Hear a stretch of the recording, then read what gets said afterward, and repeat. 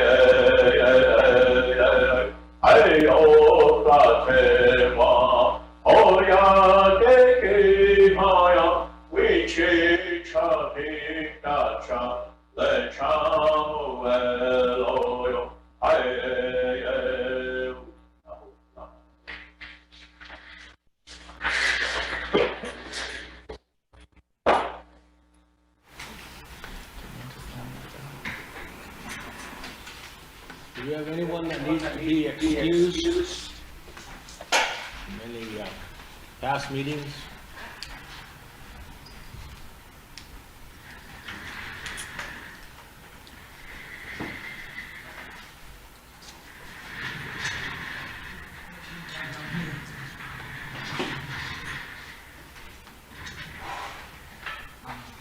Jordan, you got a funeral?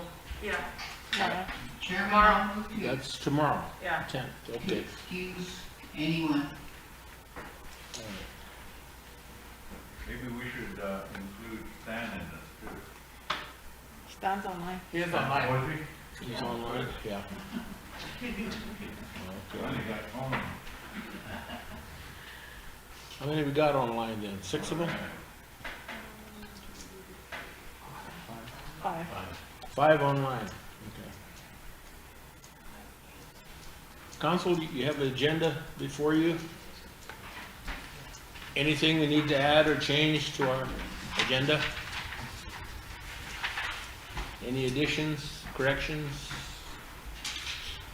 Martha? I just want to put in a request, if I could. If we could move tomorrow's meeting to next Thursday in honor or memorial of Jean Ironshell. That's just my request for tomorrow's meeting. Yeah, I think that would be a good idea. Glad you brought that up. Move it up till next week, Next Thursday. next Thursday, okay?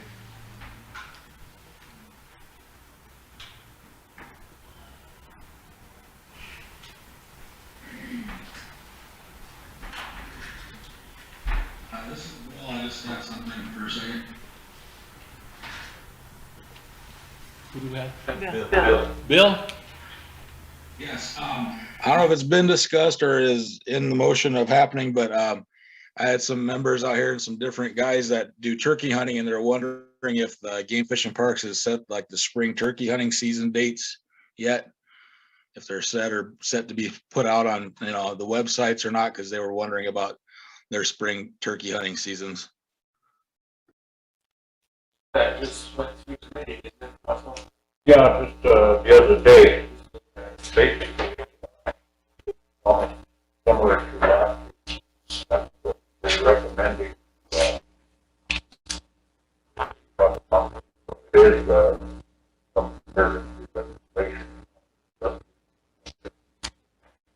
Okay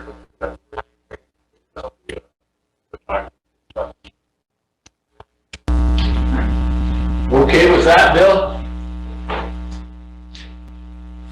It was a little choppy, but it's kind of hard to hear at times.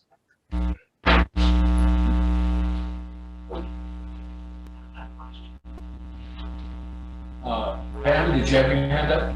Yeah. Morning, Administration Council.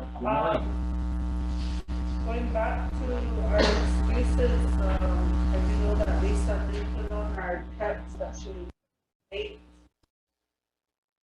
Gotta get out to see who else was on it, but, the other question I have for tomorrow's meeting, we have those, honoring, honoring at 10, and we also have that, Wilson on the agenda.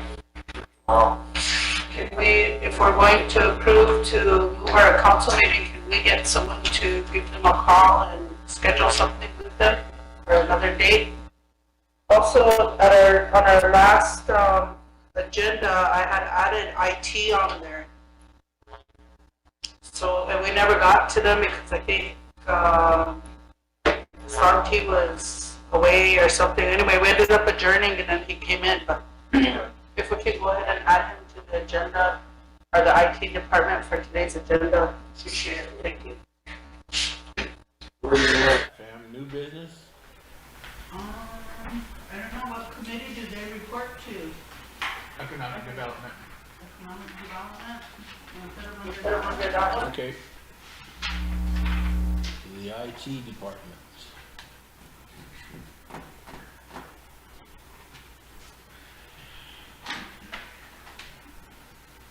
Anything else for the agenda? If not, we'll need a motion to approve.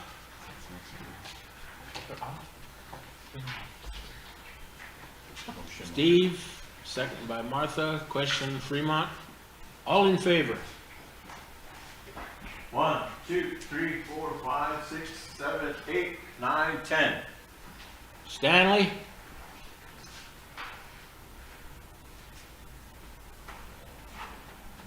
Eileen? Yes. Bill? Bill, yes. Dale? Yes. Donna? Yes. 14. Opposed, 0. Not voting, 1.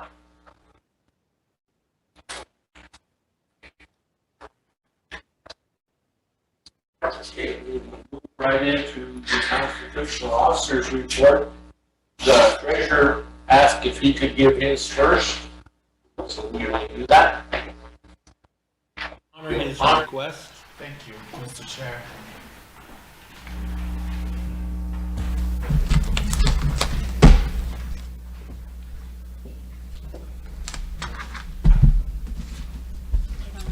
This one I'm waiting for a resolution from Eric.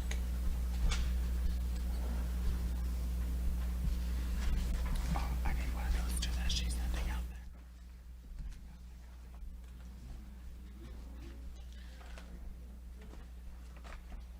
Good morning, council and administration. This is your treasurer speaking. Just a few things on my agenda today. I want to bring back up the loss of revenue for the chartered entities only. Currently, we have Redco and the casino who have received the loss of revenue. Brianne has the packet containing the approved loss of revenue by the tribe via resolution, inclusive of the chartered entities' budgets.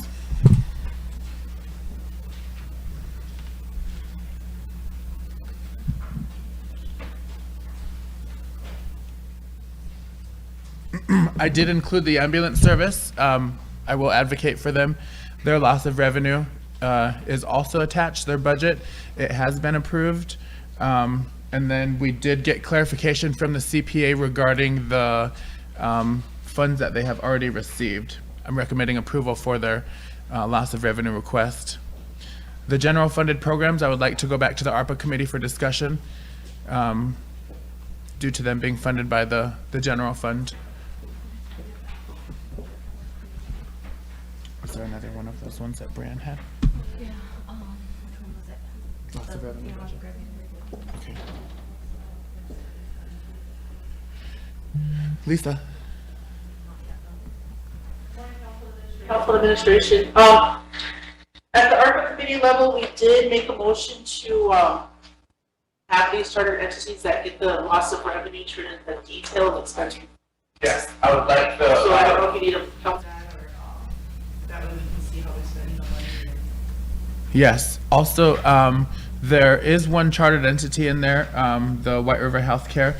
If you look at their budget, they have bonuses budgeted in there, which is not unallowable. But to your point, I think the motion should include a detailed monthly financial report to be submitted on the expenditure of these funds.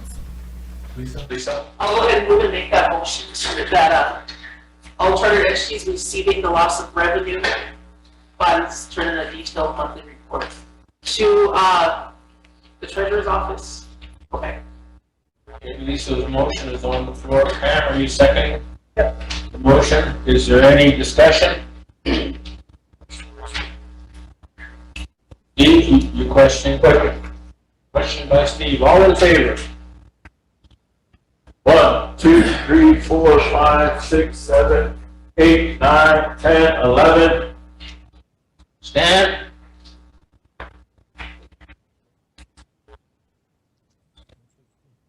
Eileen? Yes. Bill?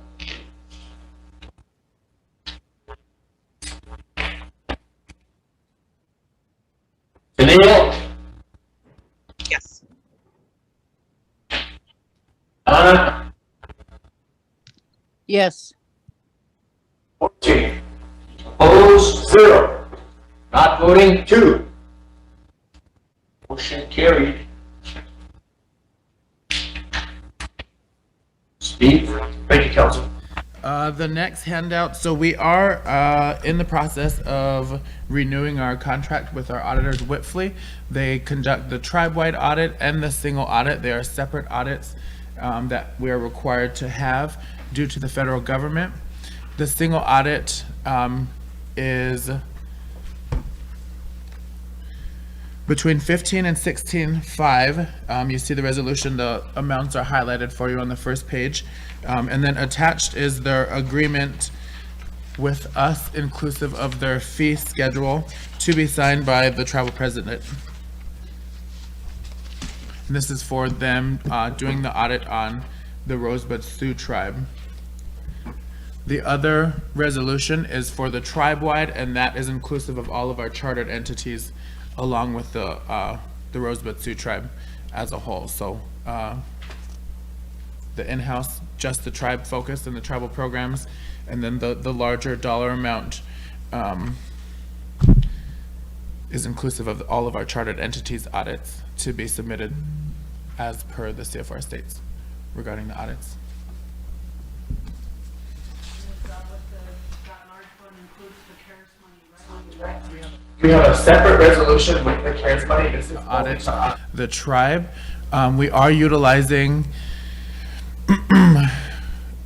Joseph Eve, his services. He is the consultant for the CARES and ARPA office. So there's a separate resolution approving that, a separate agreement, separate contract. And then if you recall, we just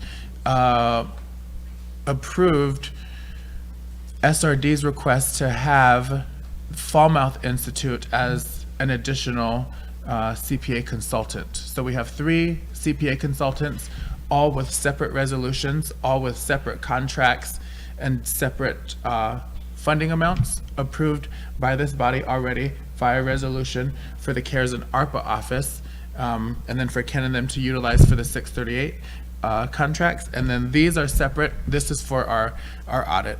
So they will include the CARES and ARPA dollars that the tribe has received in the audit, in the resolution and the agreements that I'm presenting today for FY21.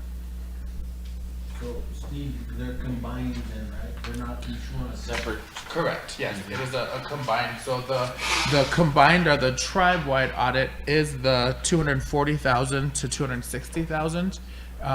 And then the agreement is attached, so that is the tribe as a whole with the chartered entities, and that includes auditing the CARES and ARPA dollars.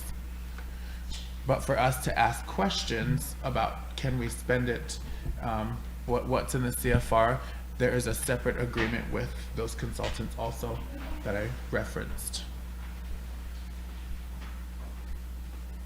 Pam? For emergency legislation for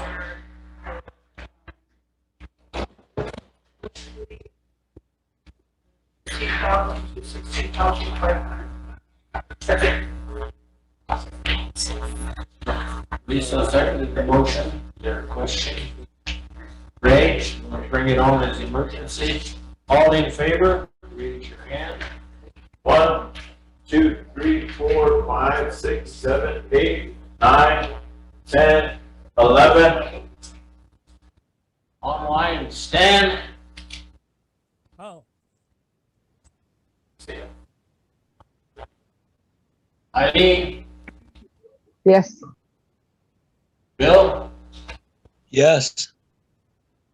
Anil, Can you repeat the motion? Motion to bring on what for emergency legislation? yes, it is emergency. It is the auditing agreement with Whitsley for fiscal year 2021 audit for the tribe and the chartered entities. Yes. Donna, Yes. 15, opposed, 0, not voting, 2. motion to approve. Motion to approve by the secretary, number What's the number? 2022-30.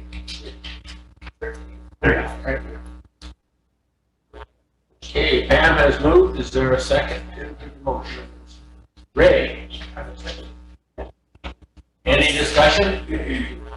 Need to read it in, Chairman. Go ahead, Pam.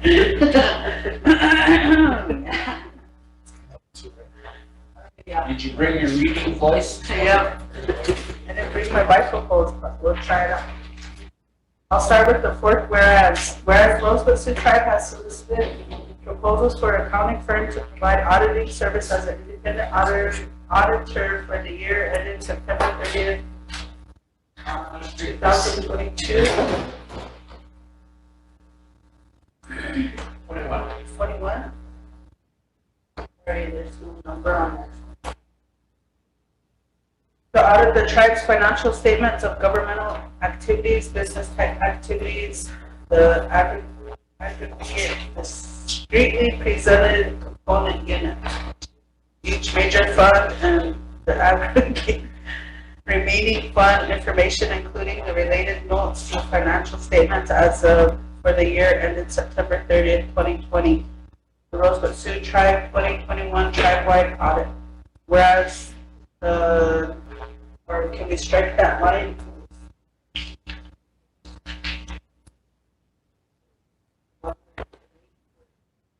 Whereas? Yeah, strike the fifth whereas. Whereas fees for the performance of the auditing services by Whitley LLP shall be billed as work progresses. Progresses estimated to range from $15,000 to $16,500, and expenses for items such as travel, telephone, postage, clerical time, printing, and reproduction of financial statements are billed for reimbursement as incurred. Whereas engagement letters shall become effective when signed by duly authorized representatives of both parties shall remain in full force and effect until the services to be delivered under the engagement letter are complete. Whereas if any dispute arises among the parties regarding the subject matter hereof, and such dispute not be resolved through informal negotiations and discussions, the parties agree to try in good faith to settle the dispute by mediation administered by the American Arbitration Association under its applicable rules for resolving professional, accounting, and related services disputes. Before resorting to arbitration and litigation, costs of any mediation proceeding shall be shared equally by all parties. Whereas any and all claims relating to agreements between Btfa and the Rosebud Sioux tribe for any service shall be governed by and construed in accordance with the internal laws of the state of Montana, which issues the engagement letter related to the services located. Whereas RST ordinance number 94-125 establishes the procurement policy and procedures for use by department and entities of the Rosebud Sioux tribe. Whereas the procurement policy and procedures requires purchases of goods and services over $10,000 and over to be approved by the Rosebud Sioux Tribal Council. Whereas the Rosebud Sioux Tribal Council has determined that it is in the best interest of the Rosebud Sioux tribe to enter into an engagement letter that requires the Rosebud Sioux tribe to waive its sovereign immunity from suit for the sole and limited purposes of enforcement of the terms of this engagement letter provided. However, that one, the waiver is limited to the recovery of no more than the amount of the engagement letter. 2, the waiver does not extend to nor allow any kind of punitive damages against the Rosebud Sioux tribe.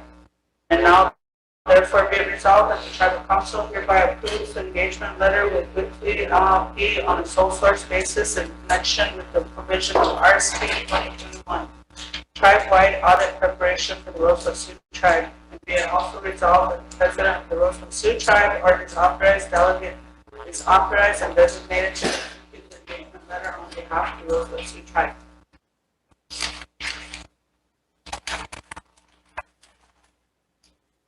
Any discussion? Any questions? Russell? I hate to be the monkey around here. I don't know. I guess,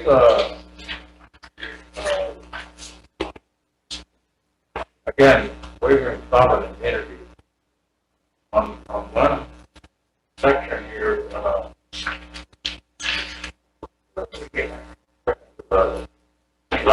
whereas on front page there, any service that you can forward resorting to arbitration or litigation. Thomas doing gang signs. The other word, waiving sovereign immunity, however, you have 2 points. The waiver is limited to the recovery of no more than amount of engagement. And then the second part, waiver does not expand or allow any kind of punitive damages against the Rosebud Sioux tribe. I'd like to clarification. Sure. The admin attorney is coming. More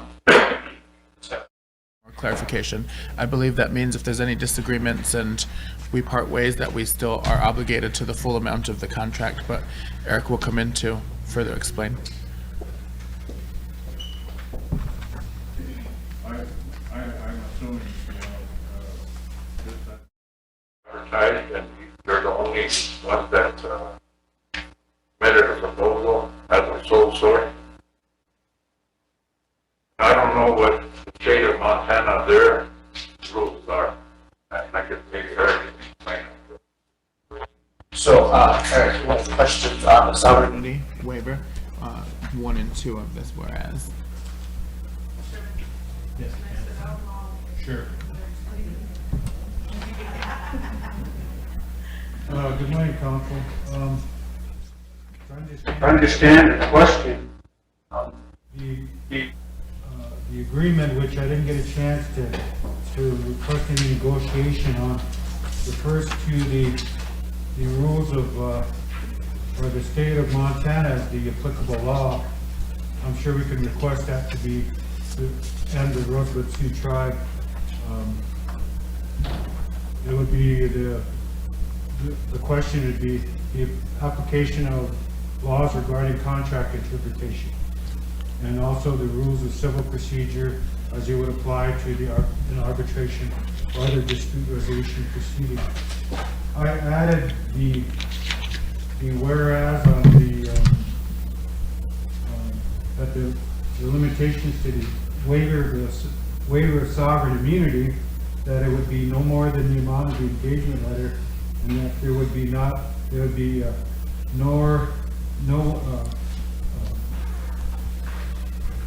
punitive damage that they could recover if there was a dispute. And usually punitive damages are beyond contract damages, and they wouldn't be, the resolution would prohibit that. Just for the dispute resolution would only apply to contract damages.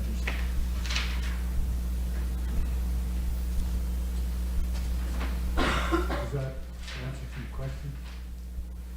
Well, I'm just being cautious, you know, Sure. because of our, and again, it was a chartered entity Entity that kind of went into an agreement that you're all aware of what that cost.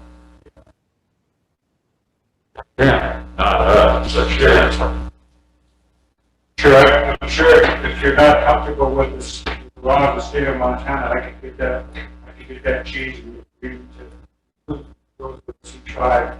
And that since they are doing business with the tribe, but they also get a business license and they consent to the jurisdiction. Yeah, and I'm assuming you guys negotiated this with them already. Well, I got the agreements yesterday, so I looked out the resolution, opportunity to discuss negotiation.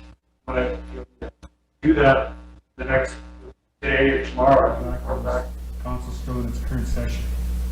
I'm only one person here, but you know, it's up to the body. Sure. Well, if you want, I could do that. Like, I could call them right now. And just for the council's information, I also received these yesterday as well.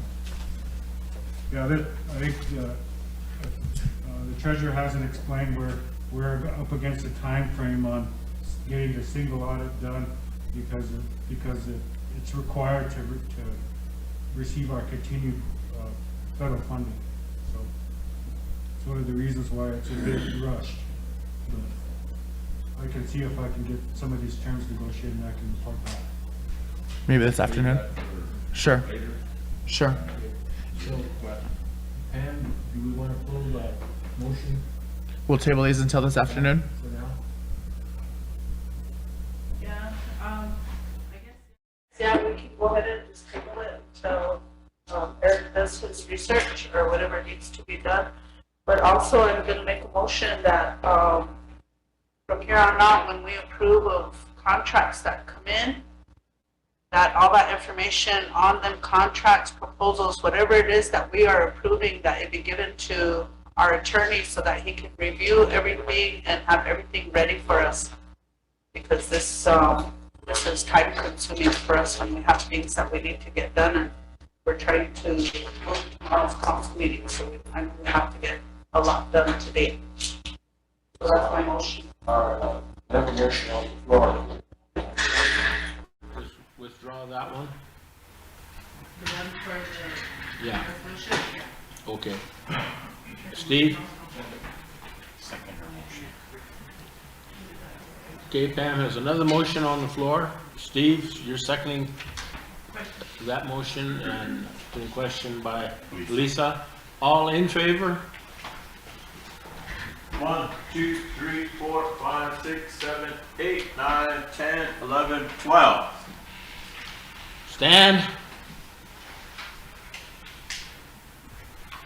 Eileen? Yes. Bill? Bill, yes. Tennille?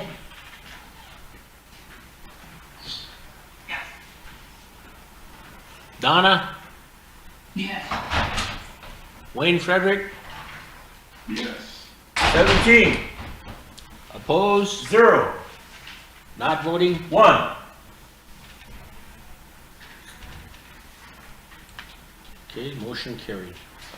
Steve, you have more in your report? That's all I have now until we get back on the resolutions for the Okay. audit agreement. All right, we're still doing the officers' reports. Secretary's office? All I have is the committees that we're advertising. We just have them open until filled, but I wanted to see if you guys wanted a closing date on them. Right now we have gaming, there's 2 members, we have 7 applicants. 1 member for White River Healthcare Board, we have 1 applicant.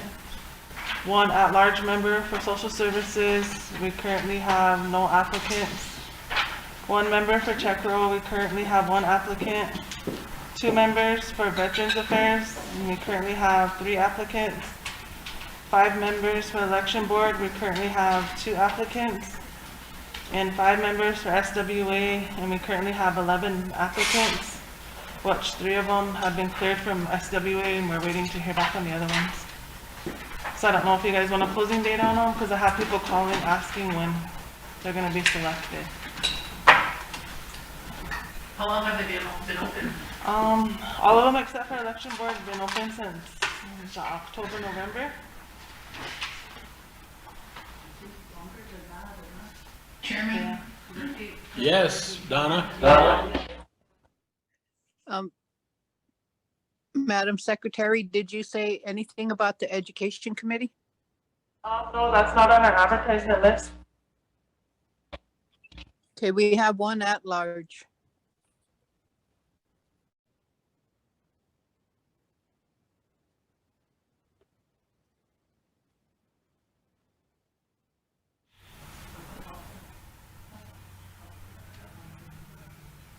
Okay. And how many do you need for housing? 5. 5, you got 3. We got 3 back from SW saying they're okay to run.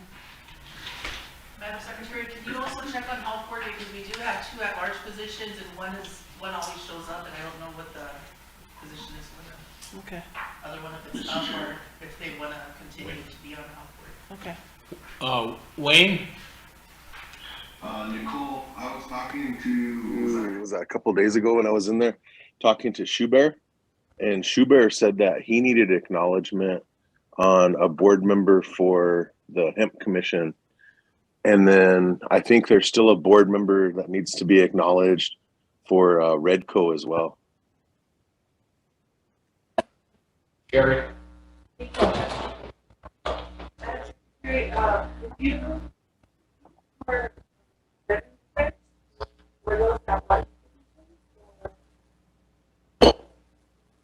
She's advertising for 2 members.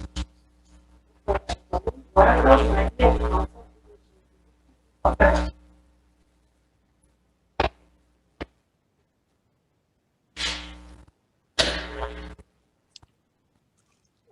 Chairman, do we need a motion to advertise for the education, or because we accepted a resignation a couple meetings ago and we have that opening, if we can advertise that one? Thank you.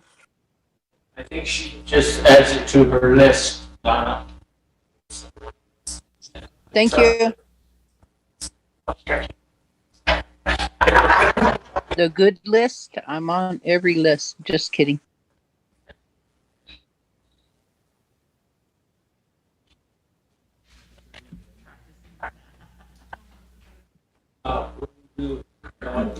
Council seat, Donna. Oh, I have that on the committees. On the committees, not so. When we get to it? Yeah. Okay. All right. That's all you have for your report? Still need a closing date? I don't have a question. Lisa?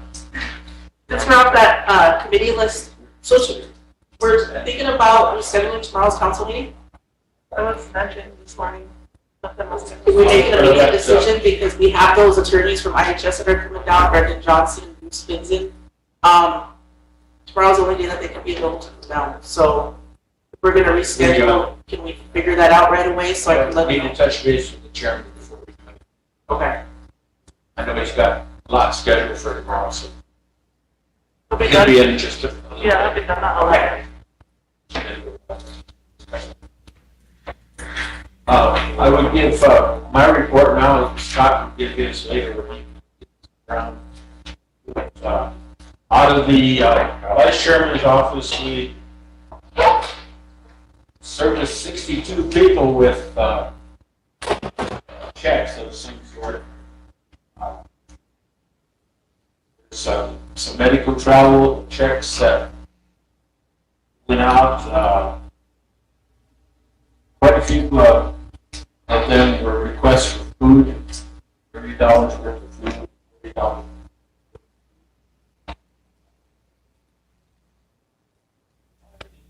We only had a couple of requests for electricity assistance.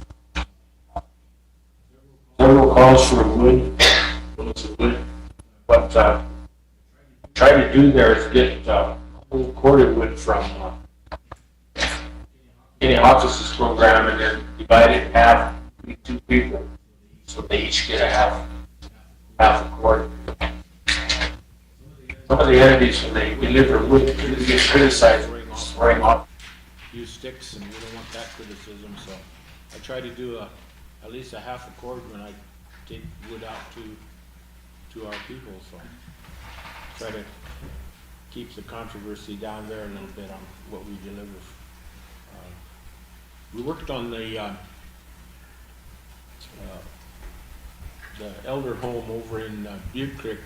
I think, Steve, they're out there putting the water in now, out to Kenny Farmers.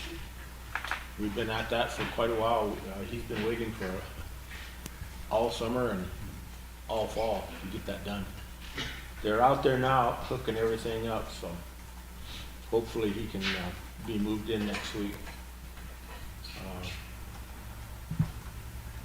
We still need the water hooked up at that home out in Ideal. That's the Running Horse residence out there. Shorty Clone was working on that. He was at committee the other day, Land and Natural, so we got an update from him on that. We haven't, surprising with that cold weather we had, we didn't have that many calls for frozen pipes, but there was a few. We had Bob Oliver's program take care of most of them, and of course Shorty Clone's program up there, Water Resource. Yeah, we're really doing that as well. I have a couple of projects I look at if need be out of my office. I haven't had to use them yet, but they're available. Been making the quorums in here for some of the committee meetings, and I'm still on the Housing Authority. That's why I was asking Nicole when we would have the right number of members up there, so I will step down from that, from RHA. I'm still on TLE, and I'll be on there till March 28th when they have the shareholders meeting. They'll replace me over there, so I'll still be there till the 28th, till the shareholders. But, yeah, those two committees and the committee meetings in here take me away from the office in there, so once I get off housing and TLE, I'll have more time in there. We do get complaints that I'm not in there when people call. Try to have deal with the staff, but most people don't want to deal with the staff. They'd rather talk to me, so. Once we're off them committees, we'll have more time to spend in there, doing what the vice president should be doing, so. Is there any questions? Any thoughts from anybody? I think this past month, I only heard from one council person, but if you, someone calls you. I have one question, Chairman, when you're done. If you hear from constituents out there, you may call. Donna, you have a thought? Yes, going back to that construction, do you have an electrician that checked in? I have a couple homes that need an electrician. Yeah, I don't have. I go through Bob Oliver's program. He has someone over there, so. Okay, thank you. Yeah. Steve? Good Good morning, council and administration. I too have an individual up to Old Ring Center. Said they've been on the list for over a year. And I asked them, how far is the nearest water and sewer hookup that you have? And they said only about 100 feet. So maybe I can give you the name or we can get together later. Okay, thank you.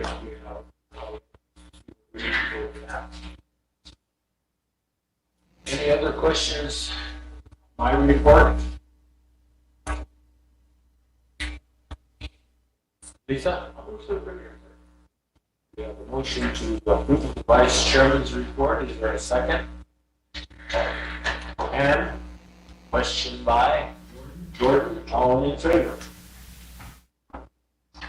1, 2, 3, 4, 5, 6, 7, 8, 9, 10, 11, 12. Stand. Oh, Eileen, Yes. Bill Marshall, Yes. Donna, Yes. Wayne Frederick, Yes. 17. Opposed, 0. Not voting, 1. Lisa. I don't know if I came in late, but we go back to the secretary's report. I've seen we had council minutes, so we need to approve those. Sorry. You dropped it off. Huh? So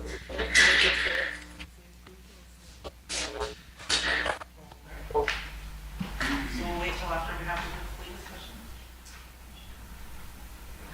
Yeah, the reports are ready, but, or the minutes.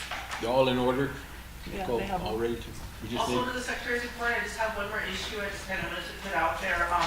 I know that the council had voted to start doing petition resolutions again, which I opposed. The reason why I opposed that is because, I live out east and nobody travels out there to show us the actual resolution to sign. Nor do they send out the resolution that is out for signature so that we don't know what's out there and what needs signatures. So I would like to make a motion to stop petition resolutions. Motion by Lisa, seconded by Anna. Any discussion? Huh? Micah, question, motion? All in favor? 1, 2, 3, 4, 5, 6, 7, 8, 9, 10, 11, 12, 13. Online, stand.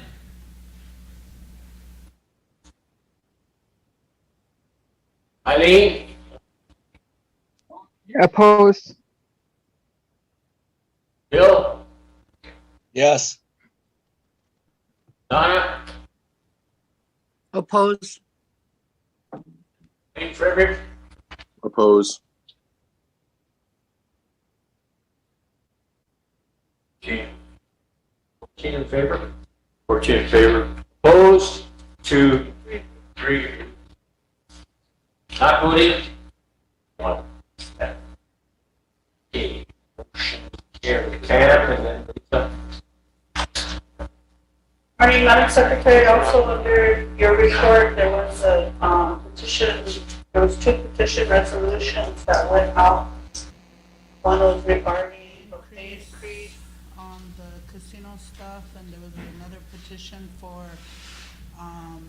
the attorney, the hiring of an attorney.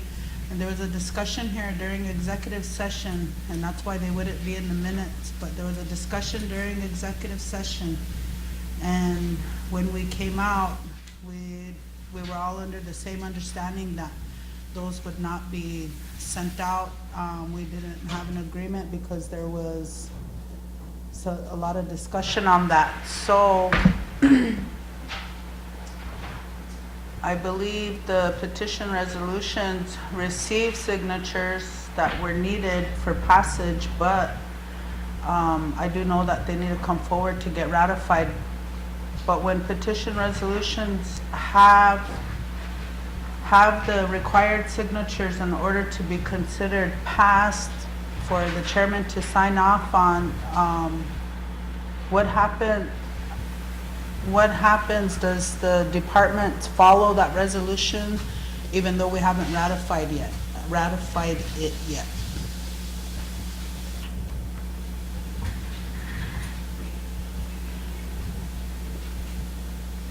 I think the chairman would want that ratified before he puts his signature to it. I would think. The only two that went out was 2022-18, and that was the gaming one for the law firm, Stevens Sandoval. And then the other one was the 2022-20, it was the grant application for IHS suicide prevention intervention. Those are only two that we took out. Yeah, there was, I left stickies on those because I was one of the first ones that were approached on signing those, and I had let Linda know, and I did write on the sticky that there was a discussion during council and those were to go out, but they still went out.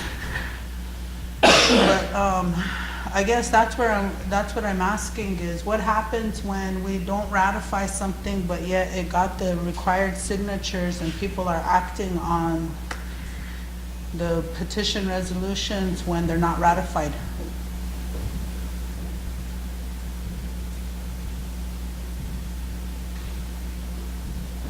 I guess we won't be running into that anymore then, right?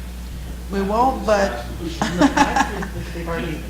but what I'm saying is we haven't ratified those resolutions that were petitioned just a few days ago, a week ago, whatever. We haven't ratified them yet, but the directors have made actions based on them getting the required signatures. So who's in the wrong? Is it us as legislative body, or is it the director for making that movement without getting a ratification from us? Is that an Eric question, or? It probably is. It's certainly open for some discussion. Get a motion to have Eric give us the opinion? Yeah, I'll move to have Eric give us an opinion before the end of the day regarding those situations. I'll second. Okay, motion on the floor with the second. Is there any further discussion on it? If not, need a question? Steve? All in favor? 1, 2, 3, 4, 5, 6, 7, 8, 9, 10, 11, 12, 13. Stan?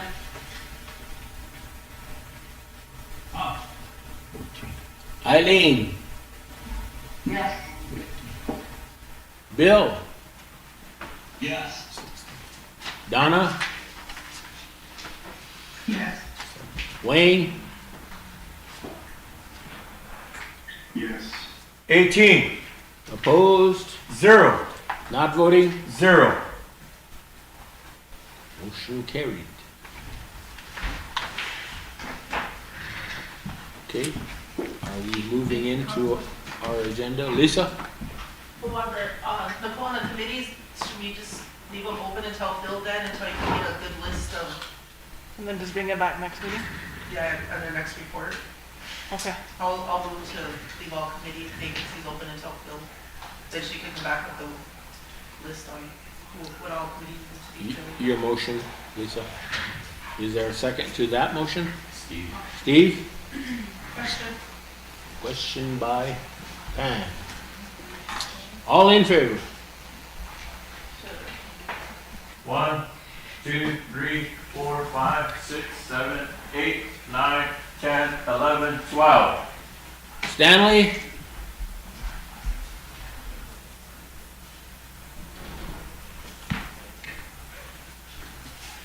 Eileen? Can you repeat that motion? The motion was to leave, all committee vacancies open until filled, and then the secretary will bring a list of what committees need to have their vacancies. Timeline. Yes. Bill? Yes. Donna, Yes. Wayne, Yes. 16. Opposed? 0. Not voting, 2. Motion carried. Are we ready to move on into the agenda? As I said, Scott will give his report when he comes in. We have Bureau of Indian Affairs. Superintendent, are you still online? Question. We need a motion to approve Nicole's report. Oh, I'm sorry. Back up a moment. I'll make a motion to approve. Okay. Second. Micah has moved to approve Nicole's report. Second by Ray, question by Jordan. All in favor?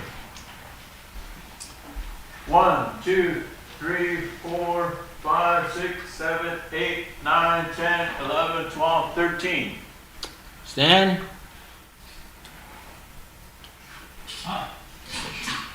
Eileen? Yes. Bill? Yes. Donna? Yes. Wayne? Can you please repeat that motion? Motions to approve the secretary's report. The vice president also completed his report. Yes, approved, thank you. 18. Opposed? 0. Not voting? 0. Chairman, Yes, Pam. can I ask that that motion be amended and not to name Nicole, but to address it as the secretary's report? Yeah. There you go. Just Lisa? back on your report, the TLE shareholders meeting is scheduled for the 28th, Yeah. not the 26th. What did I say? 26th. Did I?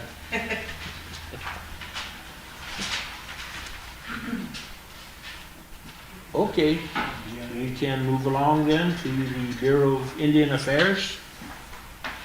Superintendent is online. Good morning. Can you Good hear me morning. now? Hello? Give you the floor. Thank you. Can you hear me okay? Yes. Okay, Yes. great. Thank you, Yate Bina. Good morning, all on the call, and also to the honorable leadership for the Rosebud Sioux Council. My name's Jolyn Ashley, the Rosebud Superintendent, and have been busily working for the agency and for the tribe the last couple months.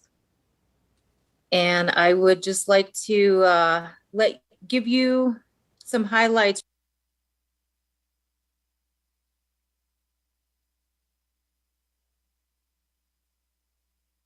I just want to again thank you for having me on the call to be allowed to give my report.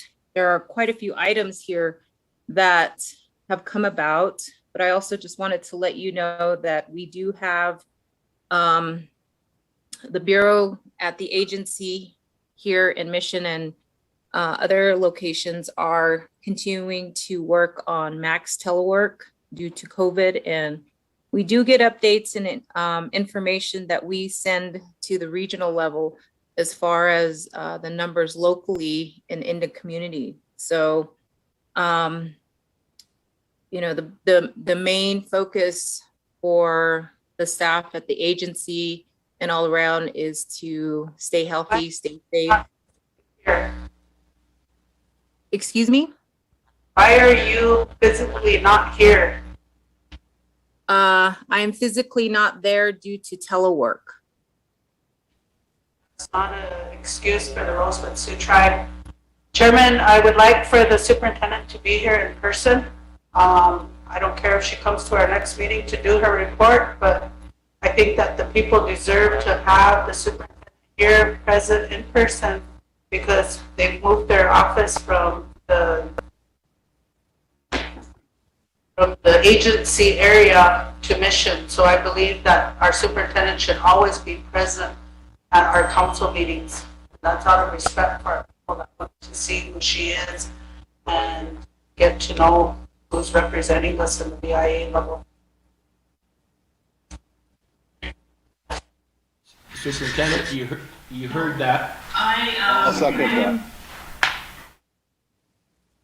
Well, I apologize. I'm not able to attend in person due to telework. I am, what we explain to our staff is if they're in close contact or in effect where they've had COVID positive cases or any aspects like that, then they should be staying home and doing 5-day monitoring.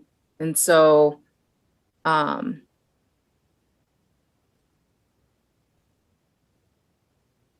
I apologize for not being there in person. But with today's telework and abilities to still communicate and report via communication through, internet, that's what I would like to do with my report. However, you do have a copy electronically that is always sent to you all regarding the different aspects of what the agency has been working on. And I have been working on the ground to address many of the issues that are affecting and looking out for opportunities for the Rosebud Sioux tribe. So, like those on the telephone and having limited space for presentations, that's another aspect. So, but if you would like that I just present or have my report be submitted via telework or email, then, and not allow me to give highlights and updates with the report that has been presented, then I apologize for not being there. Reaffirm my motion, and I ask that she be here in person. I believe that any superintendent that sits in that position representing the Rosebud Sioux tribe should give the respect to the people and to this council. If we want them here in person, they should be here in person. So I'm going to reaffirm my motion that she be here in person giving her report and not over our Zoom link. Wayne, second my motion. Wayne, you were seconding the motion? Yes, I seconded that motion. Okay, is there a question? Ray? All in favor of the motion? 1, 2, 3, 4, 5, 6, 7, 8, 9, 10, 11, 12. Online, Stanley?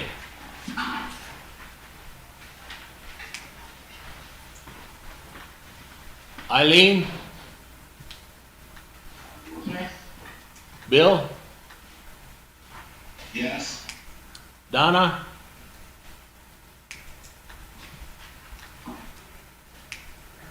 No. Wayne?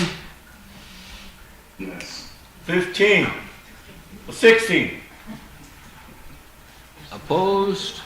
1, Not voting? 1. Okay, the motion carried. Okay, so, how you want to handle this meeting? You want to go ahead and let her give her report and then be here next month?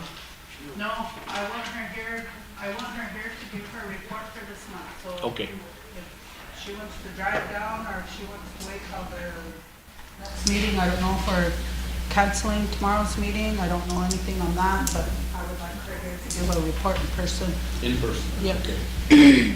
Okay, Superintendent, you heard? Okay, well, like I said, I apologize for not being there. I am teleworking, and due to the fact that I do have personal reasons, my grandmother passed away, so I'm on my way home to be with family. So thank you. I can send somebody down. They can give a live report in person from my office. However, I will not be able to attend. Okay, we will have you come in person on the 23rd. Okay, thank you.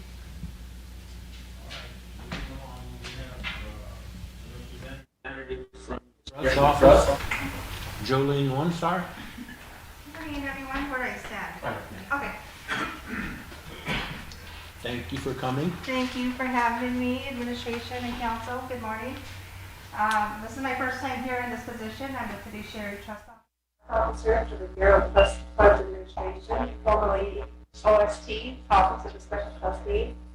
I transferred to this office from the Bureau of Indian Affairs, who I worked for since 2003. I have a very extensive realty background. I was a deputy realty officer in Aberdeen, South Dakota until 2018, and then I transferred down to the District Regional Office in Nashville, and I transferred here. Also a deputy realty officer down there. So one of the takeaways I have from BIA is my accomplishment for pride in getting the personal property to trust. Me and Tim McCoy really worked hard on that. Russ, I can attest to that. The other project that we had before I left was Sam land transfer. So I completed a part of that. Grew up here, I was born here, not enrolled here, but it's always, special when I can do something for the people I grew up with and around. Like I said, I came from Nashville, and I apologize that I did not come here sooner because I didn't realize I was supposed to be here giving a report. So I think Madam Secretary here for allowing me to come today. I just found out yesterday. So it's nice to be out of my camouflage or sweats to show up here to you guys today. But yeah, as far as our office is going, we are still on mandatory telework, so we're not in the office, and we're not expected to go back into our office. So really, February 28th, now we have a meeting with our director here to get there later this afternoon. So I'll know if I get to send it farther out, but until then, we're just taking inquiries. You can use this online, there's a Petition call center. Our PL accounts for Steve, I could get your card soon, but the account that we have, the general account, we have $300,697. So I'll get that to you. Yeah. And then the tribes had 2 drawdowns this fiscal year. So I don't know if you want us to give you a listing of for each fiscal year of all the drawdowns and amounts. We can visit after today's meeting. Okay. And I also have TLE. They did 1 drawdown for $2.5 million this fiscal year, but that's all we've had thus far. And we have, I don't know if you are aware of the whereabouts unknown individuals that we have. We have 2,215 enrolled Rosebud people who don't have an updated address in their IAM account. So we can post, you can look online to get a listing of the names, or you can just go to the website, type in your names. You guys could be on there just because a check was returned or correspondence was returned. That automatically plugs an IAM account and turns that person into whereabouts unknown. But yeah, for Rosebud, we're looking at 2,215 out of 50,000. So a lot of those accounts have money in them. So I can share that listing with you guys via email, or it won't have the account numbers, but it'll have names. And if you know of anybody on that listing, let us know or let them know to contact this website and update their information. Does anybody have any questions, or please? Well, Lisa, go ahead. Hi. Good morning, Jolene, and thank you for welcome home. Thank you. Glad you're working back over here with us. Yeah. So we do need to get a grasp on a lot of our T accounts. I don't know if that's part of your office too, or We can go through with that. And then we had a TLE meeting yesterday, and we made a motion to see what we can do to get approval to get into, have, that TLE can have access to TAMS and the trust fund system. Oh, okay. So Yeah. I don't know if that would take like a tribal resolution or. I know as far as getting TAM's access, you gotta go through a background check. And one thing, when I was with BIA, that does take a couple months to get access, security access to. But once they get access, they have to at least log in once every 60 days. So that can become an issue. I don't know how turnover is with the tribe, but it's possible, it's doable. Okay. I think Cleve probably knows how to do that. Yeah, and as far as TAMs, do you know what kind of reports they want, or?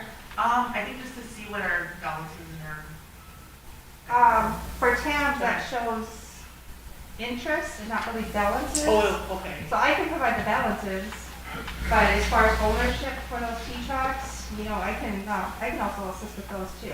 Okay, that's good to know. Just, I'll give you guys my email address and phone number. My work phone number, cell number is 605-939-9254. And my email is Jolene,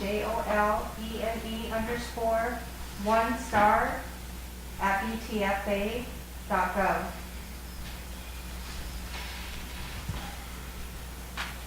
My apologies if I got to, you know, my introductions, I usually say, you know, I'm the daughter of Mike and Denise One Star, which I am, and my grandfather, Lloyd One Star. I'm proud to be up here because he designed our tribal flag, and I recently got married to my husband last year.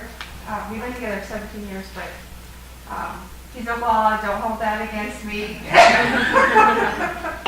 But yeah, I'm proud to be back and working with you guys. If you guys have any questions, you know, feel free to reach out to me. And the next meeting, I'll have an update on when we can go back into the office. But as far as everything else is, we're trying to get by like you guys, virtual and via phone. But it's caused a lot of revamping our daily activities. But yeah. And nice to see you, Well, President good Scott. to see you, Jolene. That's all I Oh, got. Russell, go ahead. Yeah, well, welcome back. Good to see you again. Thank you. I know you did a lot of work on behalf of our tribe without compromising your position at Aberdeen. The last trustee that we had him on an agenda, are you Yeah. Like I said, I apologize. I didn't know I was supposed to, or should be here anymore, but I will be there. make motion to insert the office of trustee?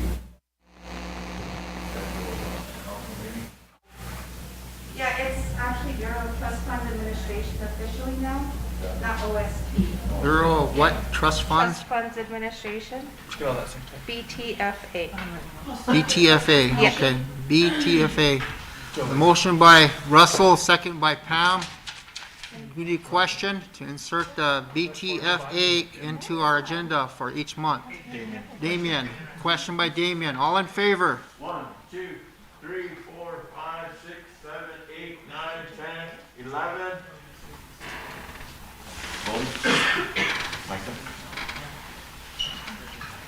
12, 13. Online, Stan? Wayne, yes. Eileen?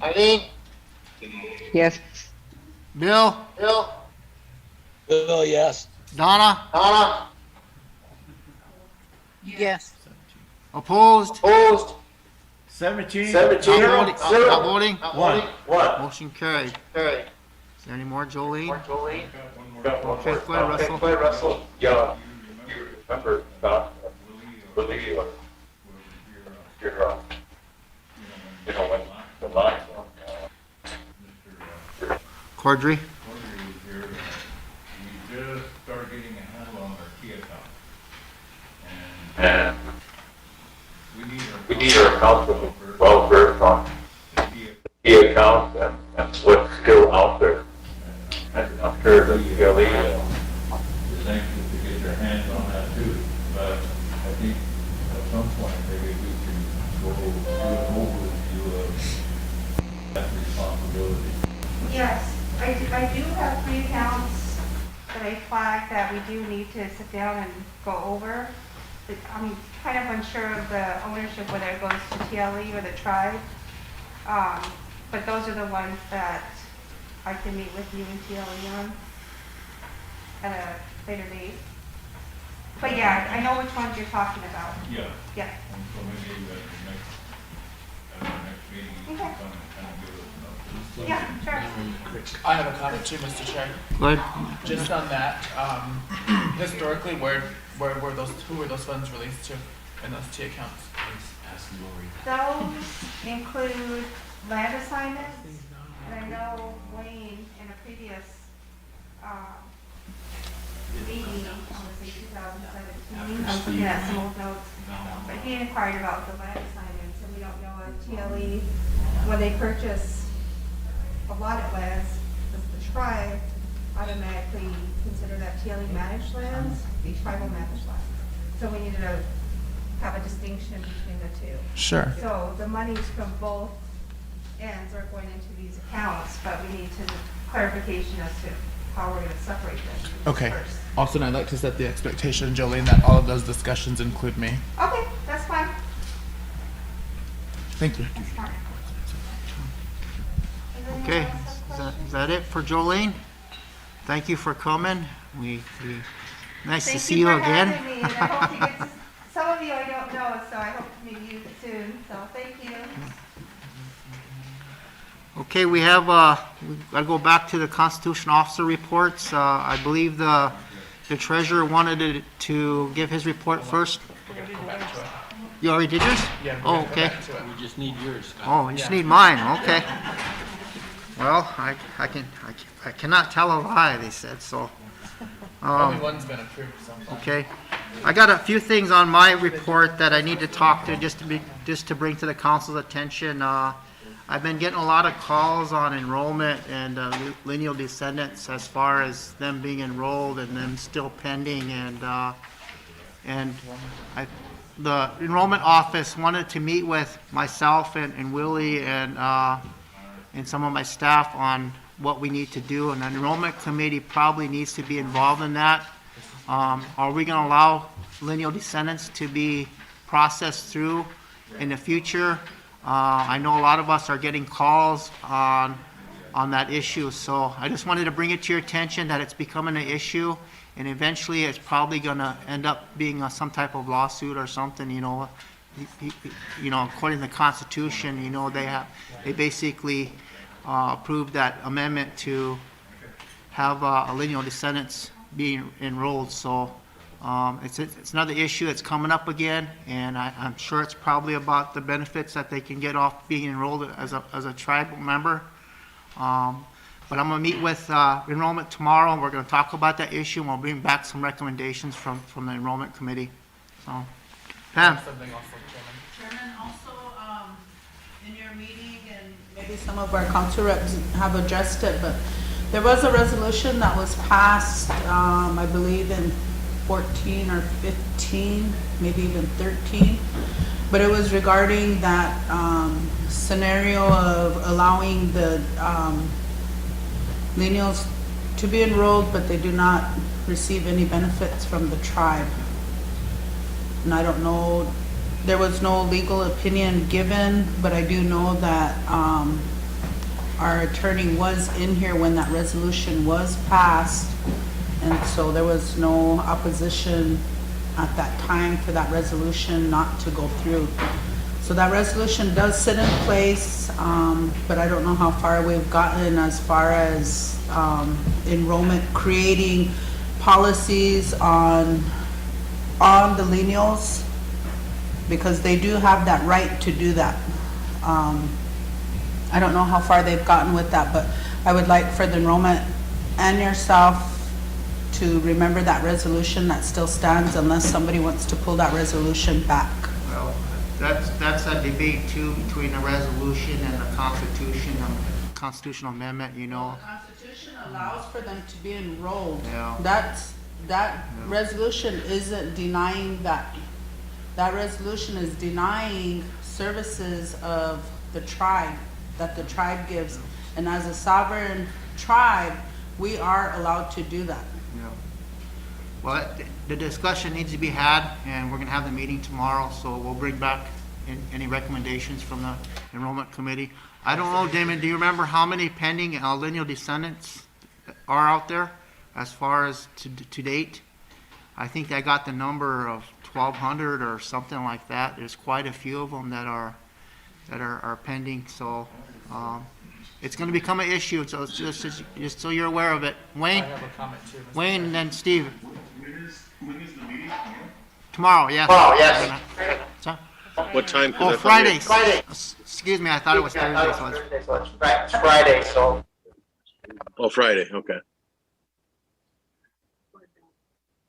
I have a copy of that resolution that I can get to you, Okay. but it does state what Pam said. the other thing, oh, go ahead. Sure. I just, thank you, Tonja. I just wanted to make you aware while you were out of the room, there was discussion about possibly changing the council meeting from the schedule tomorrow due to a funeral. I don't think the funeral is tomorrow. I think it's on Saturday. I think they're gonna bring him back tomorrow, and there's gonna be a caravan. So there's been some changes on there, but that's up to you guys. You know, out of respect for a Korean War veteran, you know, and he was quite a respected man. So you know, that's up to you guys. We have a full agenda tomorrow. We have IHS people that came that worked on the lawsuit for IHS, and they were supposed to do a recognition of them tomorrow. And we have another guest, Indian Collective, that's supposed to be on the agenda tomorrow. So it's up to you guys. I don't know if we can reschedule that recognition tomorrow or not for some other time. I don't know if they can all be down here at another time or not, but that's kind of up to you guys if you guys want to do it that way. I have a question to follow up on that. You mentioned Indian Collective coming tomorrow. Is that regarding the lending between Redco and Indian Collective, the resolution?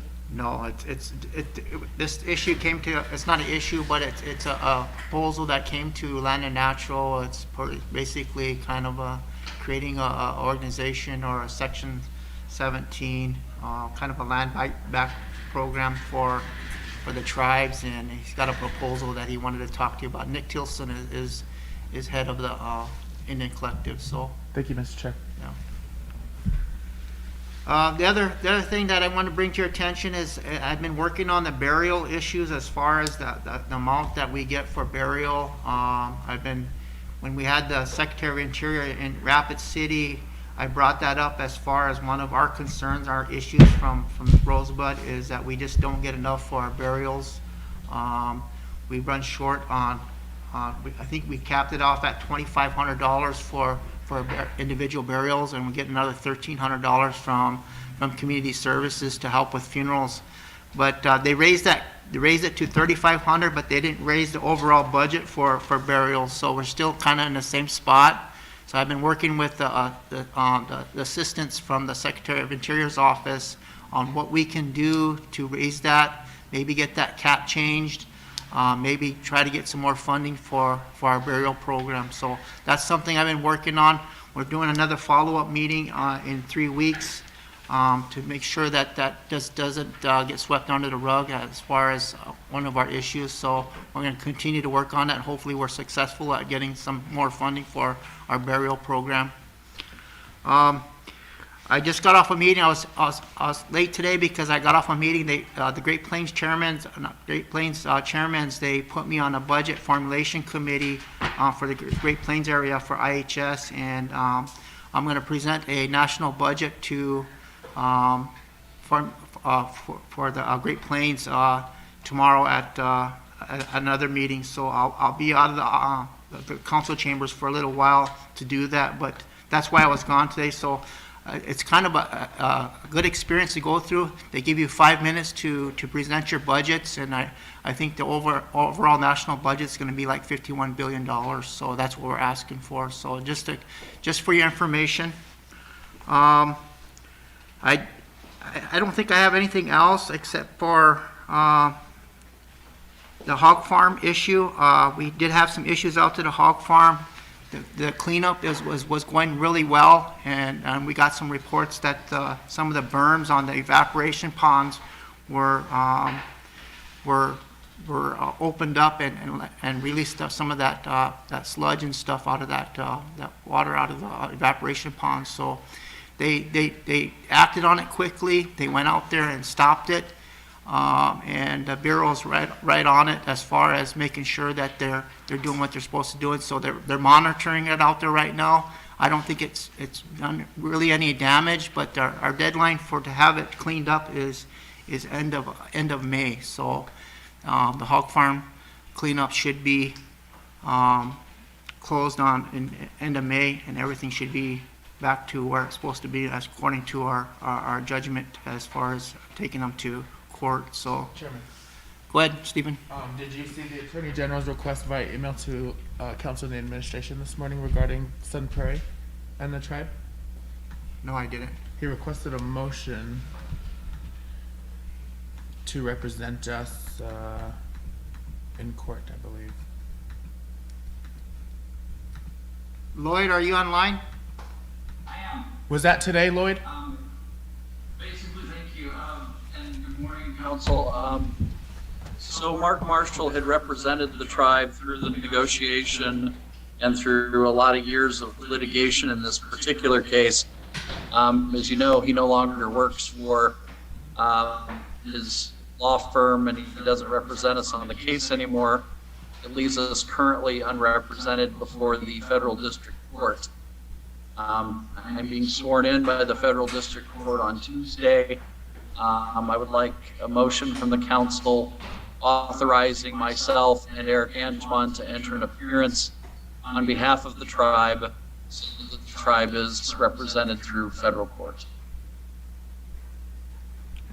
And that was in my email, and thank you, Mr. Treasurer, for spotting that. So that has to be a motion form, is that what you're saying, Lloyd, to have you guys be the attorneys for, instead of Mark Marshall, is that what you're saying? Am I getting that right? That's correct. Okay. 2, 4, 5, 6, 7, 8, 9, we still have quorum. Yeah. Does anybody want to make a motion to do that? Micah? And second by Tennille. Did you get the motion? Yeah, I have it. Okay. Damon, question? Yeah. All in favor? 1, 2, 3, 4, 5, 6, 7, 8, 9. Online, Lloyd, Stan, Stan. I can't vote. 10. Bill? Bill, yes. Donna? Yes. Wayne?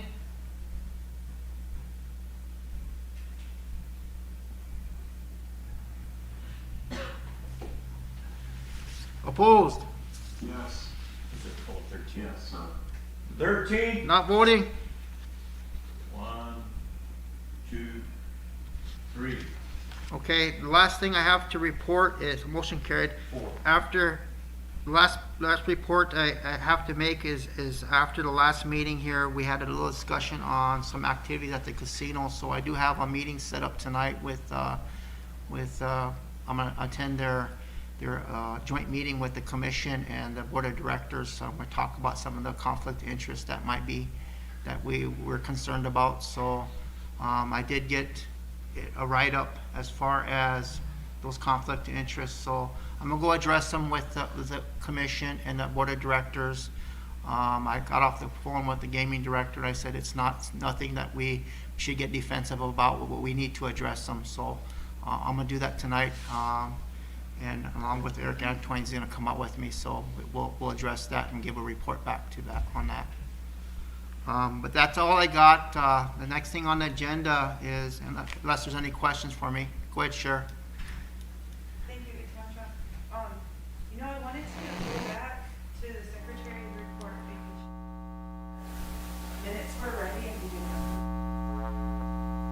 Motion to approve minutes for January 12th to January 13th, January 19th, January 20th.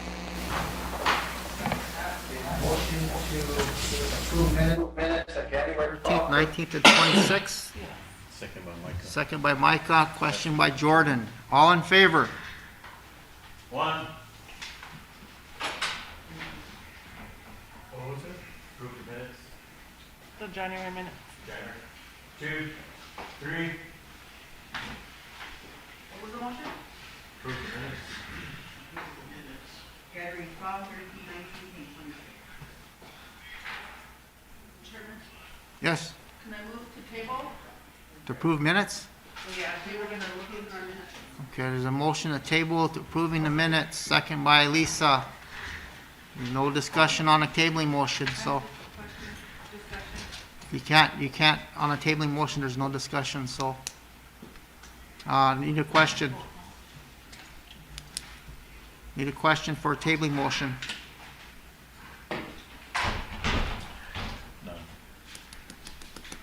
Okay, you didn't get a question, so go ahead. Do you have discussion on our motion to approve? Okay. All right, we'll count again. All in favor? Minutes. Who's questioning the motion? I questioned it. Jordan was my, Cher, Micah, and Jordan.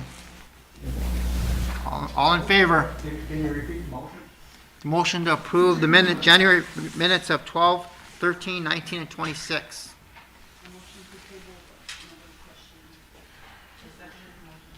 Nobody question? No, nobody questioned it. I'll question it because you got me confused with what you guys are talking about. Okay. I'll question it, like, the motion. The motion by, Reason why was because we were waiting for an opinion from Eric by the end of the day to, regarding the petition resolutions on whether they can be acted on before they're ratified. okay, well, there's a motion to table to approving the minutes of January. So there's second by Lisa, question by Vanessa. All in favor? Bring back later. 1, 2, 3, 4, 5, 6, 7, 8. 8. Online, Stan? 9. Bill? Yes. Donna? Yes. Wayne? 12. Opposed? Opposed. 1, 2. Not voting? 1, 2. Sorry, I'm opposing. You're opposing? 3. Okay, 3. What was the count? 12-3-2. 12-3-2? Motion carried. Okay, let's, we have, NARF online. They're supposed to be on at 11:30. We have, Matthew Campbell and, who else we have online? Looks like Wesley. And we want to talk a little bit about, the, Trans-Canada Energy, TC Energy, and, the easements in Cologne, right? Am I correct, Matthew? Okay, I'll turn it over to Matthew. Go ahead, Matthew. Yeah, thank you, members of the council, and good morning. It's nice to see you all again. I'm going to be turning it over here to Wes Furlong here at NARF. He's really been leading the charge for us all on the litigation against the United States with regard to the Keystone XL pipeline. And then also we have this related issue about the easements that TC Energy now holds over the Cologne parcel. So they're somewhat interrelated. And I'll turn it over to Wes to give you a little bit of an update. I think Lloyd also summarized it a bit, which was great. So you have that email as well. But for now, I'll turn it over to Wes. Good to see you all. Thanks, Matt. Good morning, council. It's good to see everybody. I'm sorry that we can't be there in person, but glad to be able to zoom in at least. Yes, so there's sort of two interrelated issues is the remaining lawsuit that Rosebud and Fort Belknap have against the Bureau of Land Management for a right-of-way that it granted TransCanada, or now TC Energy, to build the Keystone XL pipeline in parts of Montana. And then the easements that TransCanada or TC Energy has over the parcel of land that the tribe recently acquired near Cologne. And they're not necessarily seemingly interrelated, but they've recently become somewhat interrelated. Lloyd asked NARF to help research how the tribe could get rid of the easements over the recently acquired parcels in Cologne. And the easiest way that we found to do that would be to simply ask TransCanada to release the easements and essentially just let them go. This would be consistent with a lot of the actions that TC Energy has taken over the last year or so after they announced that they were canceling the Keystone XL pipeline project. They've been releasing other easements. They've been selling off assets. They've removed the mile-long segment of pipeline that they constructed at the U.S.-Canada border. So they've been taking significant steps to wind the project down, and we thought that this would be consistent with that, particularly since they no longer are going to be building the pipeline. They wouldn't need the easements across the land anymore. We forwarded the request, a request from the tribe to release the easements to TransCanada's attorneys, and heard back from them right away. And they seemed relatively open to discussions about releasing the easement, but wanted as part of that discussion to talk about the tribes dismissing the final lawsuit against the Bureau of Land Management for the rights of way that it granted TransCanada in Montana.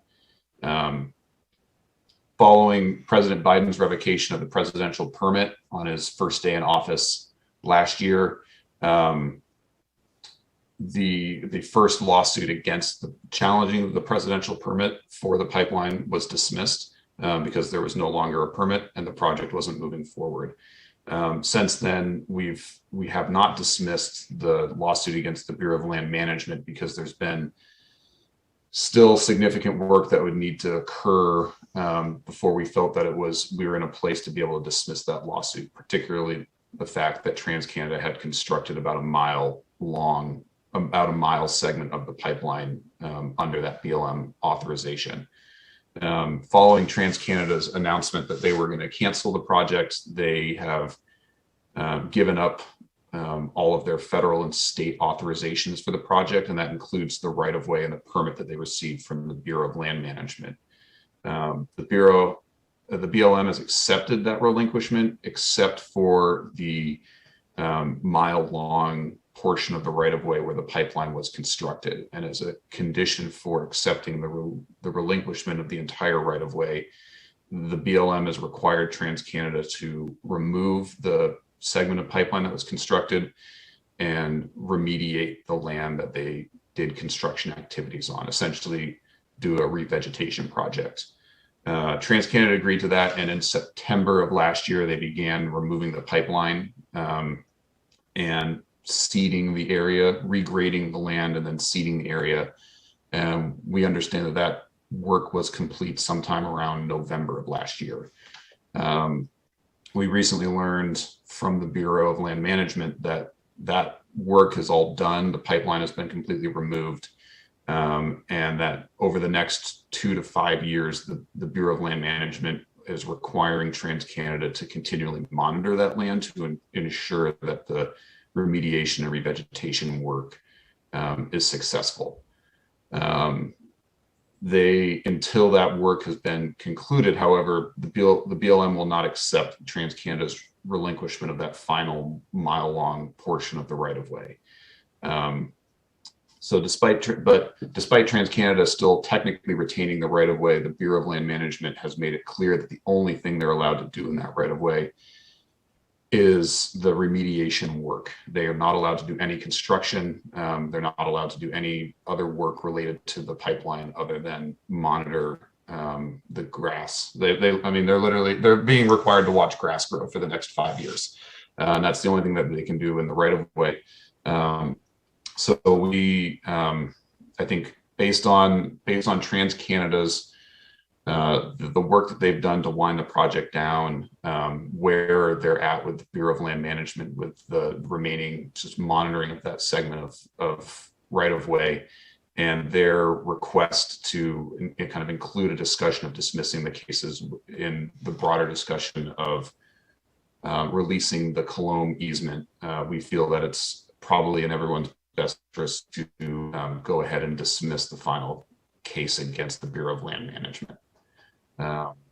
There's not really anything at this point that we can get out of the case. The pipeline has been removed. Most of the right-of-way has, the vast majority of the right-of-way has been given up.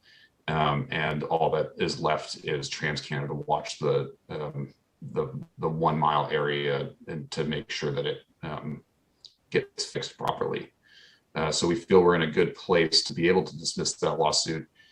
If we do dismiss it and something happens in the future, if they fail to do the remediation, or TransCanada or another company decides to revive the pipeline project, we'll still be in a position, the tribes will still be in a position to bring a lawsuit to challenge anything that happens in the future.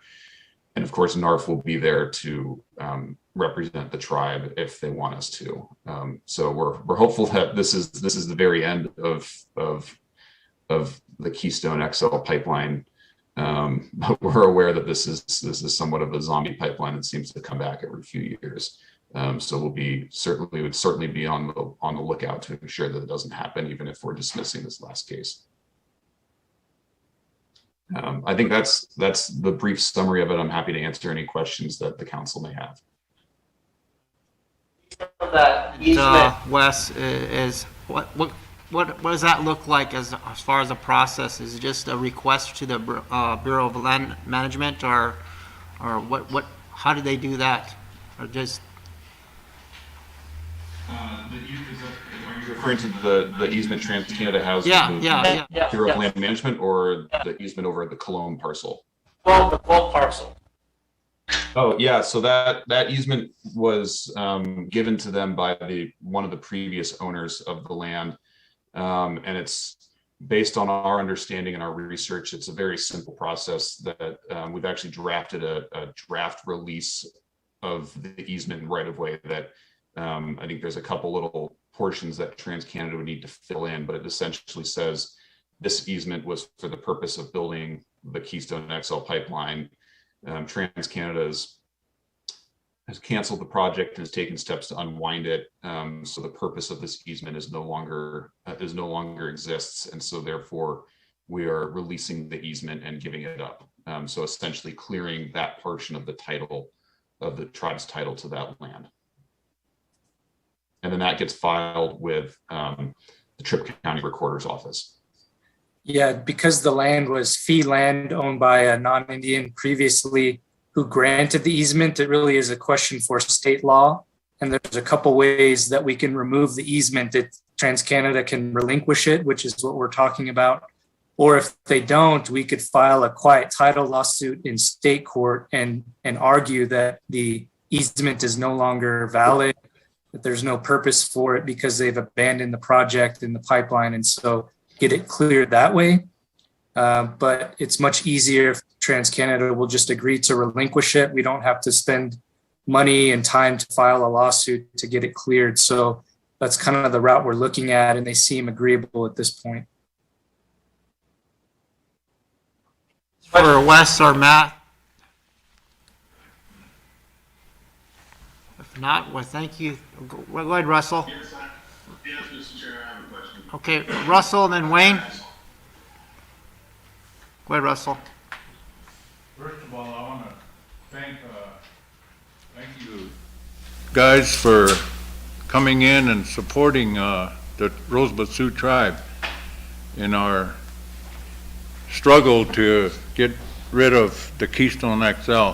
It's been a long 5-6 years for us, and but I think you need to move forward and try to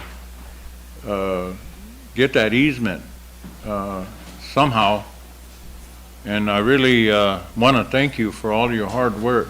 I know you've been out in the forefront with this Keystone business. But I guess my only question is that area that Keystone put in pipeline in Texas, is that still in operation?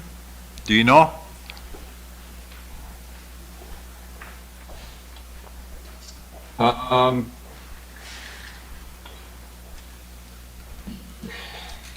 I'm not sure that the original, the very first Keystone XL proposal proposed a pipeline that went from Montana all the way to all the way through Nebraska and then connected to the original Keystone pipeline. And after they failed to get a permit for that, they broke the project up and built a segment of it. They built the majority of the Nebraska segment of the pipeline, and then reapplied for a permit to build the remaining portion from Montana to where that pipeline was built. I think they did construct that pipeline, but I don't know if it's operational because I don't know if it's actually hooked up to anything. I think they built it in anticipation of finishing the entire line. And I haven't heard, I don't think that they're taking any steps to remove that pipeline as part of their overall steps to unwind KXL generally. So let's say Trump gets back in 3 years. You know it's gonna be pushed again. So if that happens, does it mean that we start all our legal work all over again, or? I know that's a hard question for you guys, but you know, a lot of the research fortunately has now been done, and if a new president comes back and approves the project, or a new company applies for a permit to construct this project again, we'll certainly be here to assist Rosebud and file suits against any new project as well. You know, this is something that's very important to NARF, and we've been honored to be able to do this work on behalf of Rosebud. You know, like you've mentioned, we've come a long ways. We've had hearings in front of the Tribal Utilities Commission. We've argued in federal court, and you all have been fighting against this for a decade or more, right? And so, you know, we want to help continue that fight should this zombie pipeline come back around. So I think that regardless, there would have to be a new lawsuit, it would be a new action. But you know, NARF is here and ready and willing to assist. Yeah, and the other thing I'll add to that is it's very possible that a new president could do something to say that they want to bring KXL back. But the president's role in granting a permit to cross the border is very limited for the overall project. So the project proponent would still need to get rights of way and permits from the Bureau of Land Management and from the Army Corps of Engineers. They'd have to go and get all their state permits in the 3 states again and secure rights of way and easements across private land and public land.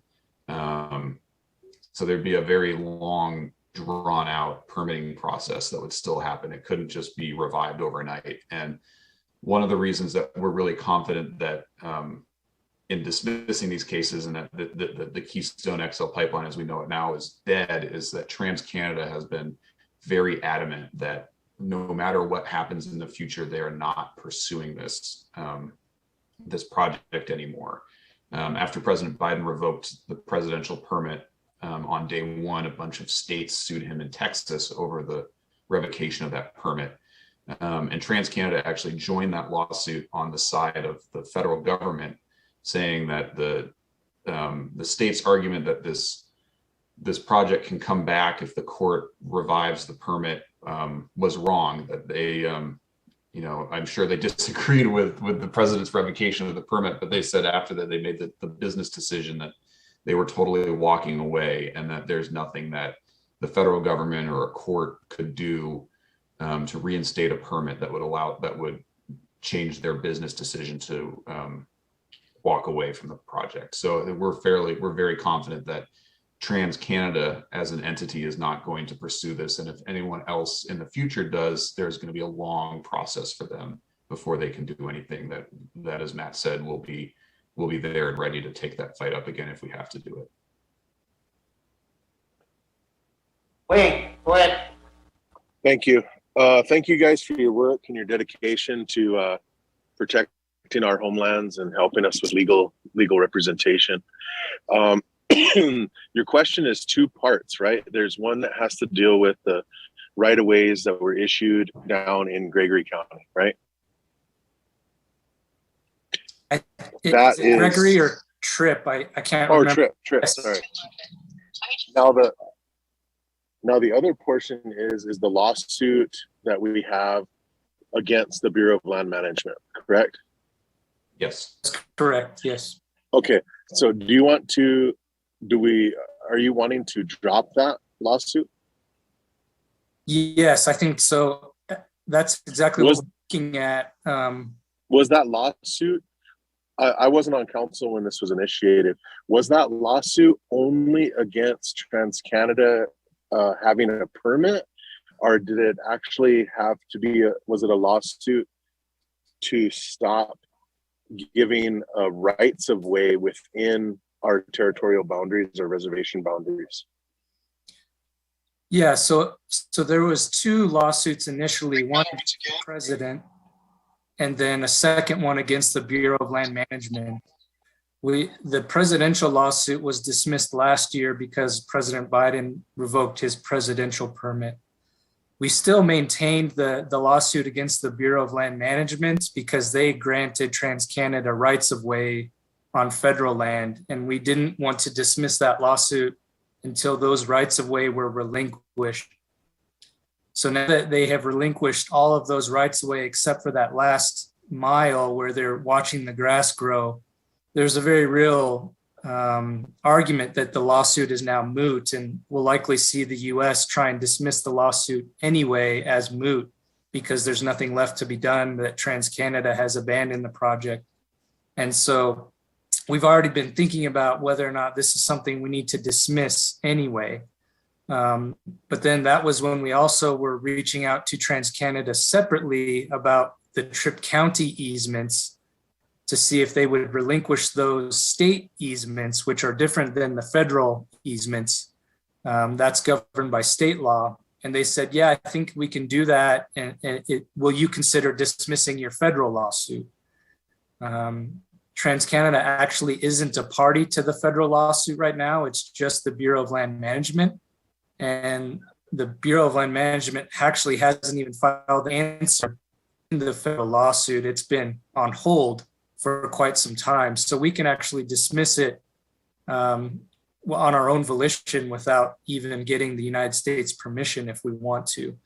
And we were thinking as part of that, if TransCanada will agree to release the easements, the state law easements, then we can go ahead and do that. And it just makes sense all around because we may be in a position where we're having to dismiss those lawsuits anyway.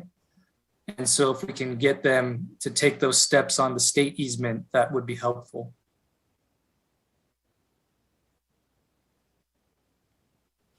Okay, thank you. I just had always wondered about how they had the right, the state of South Dakota or the federal government in general, to give a rights of way, even though it doesn't cross directly over the tribal ground. The easement is always more than exactly where the pipe lays, correct? So it's like 75 feet on each side. And that 75 feet encroaches on two tribal tracts in Tripp County that are separate from those ones that we just purchased. They're farther north where the Spirit Camp was, and then where they crossed the Big White River.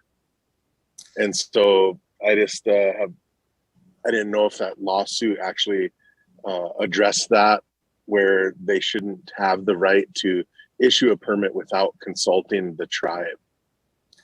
Yes, that's exactly right. And that's what both of the federal lawsuits, part of those lawsuits were about, just that exact question. We were arguing that Rosebud has jurisdiction over those lands because they're crossing Rosebud lands.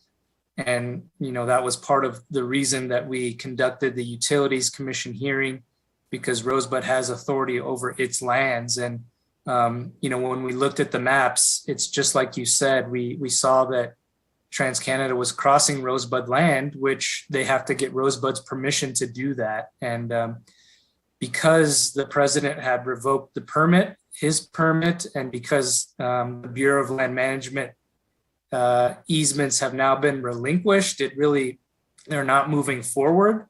And so we probably won't get to answer those questions. But if they did come back around, we would be looking at those exact same things again. Fortunately, they have abandoned it, so we don't have to address it. But those are exactly the types of things we were looking at. We also had some federal statutory claims as well under environmental statutes. We had treaty claims, and then of course the jurisdictional claim that TransCanada has to comply with Rosebud law. So there were many different facets to the lawsuits, and they were somewhat complicated, but there were the two lawsuits, and those issues were addressed in there. Okay, thank you very much. Any other questions for Wes or Matt? Lisa? I have a question for Matthew, if we can go into executive. Okay, there's a request to go into executive session. Do you want me just to declare, if there's no objections, declare us? Okay, if there's no objections, I'll declare us in executive session at 11:58.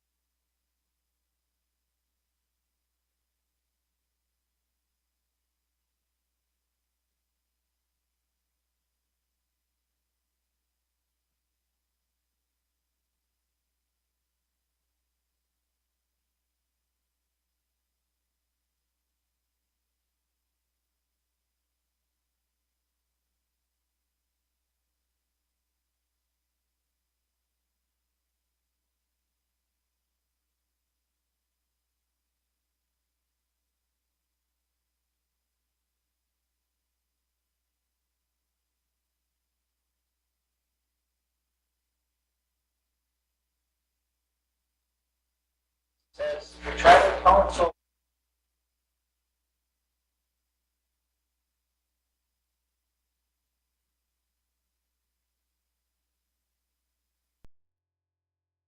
period that we have to call for a special election. So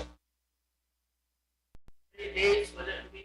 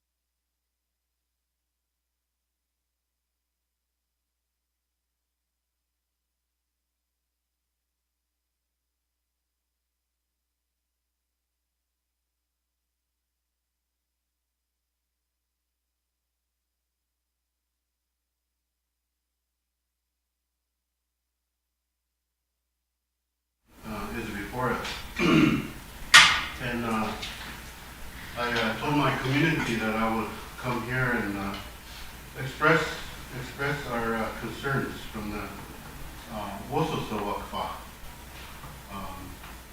pertaining to this CARES Act and ARPA funding. After looking at everything that's going on, myself, I don't see any investment in our communities. There's nothing going on out there. This community building sitting there, community having meetings, month to month, but really reaching the community.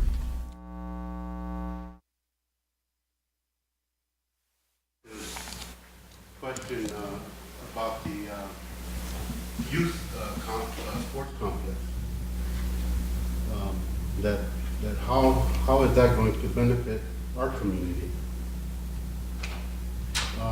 Unless you're going to set up like transportation or things like that, but we feel that the ARPA money is not being invested properly. That means that this funding, we had an opportunity to do something here 2 times now. The first time was the CARES Act. I know that was very restrictive. And then the ARPA money. And then there's more opportunities coming, like the infrastructure and other funding that they're going to be breaking down because the one bill that President Biden is unable to push forward, they're going to try to break that down into smaller pieces. So when we talk about our Sichanghu economy, we don't have a mechanism in place to make this federal dollars. I'm not sure how much federal money comes to the tribe. I have no idea.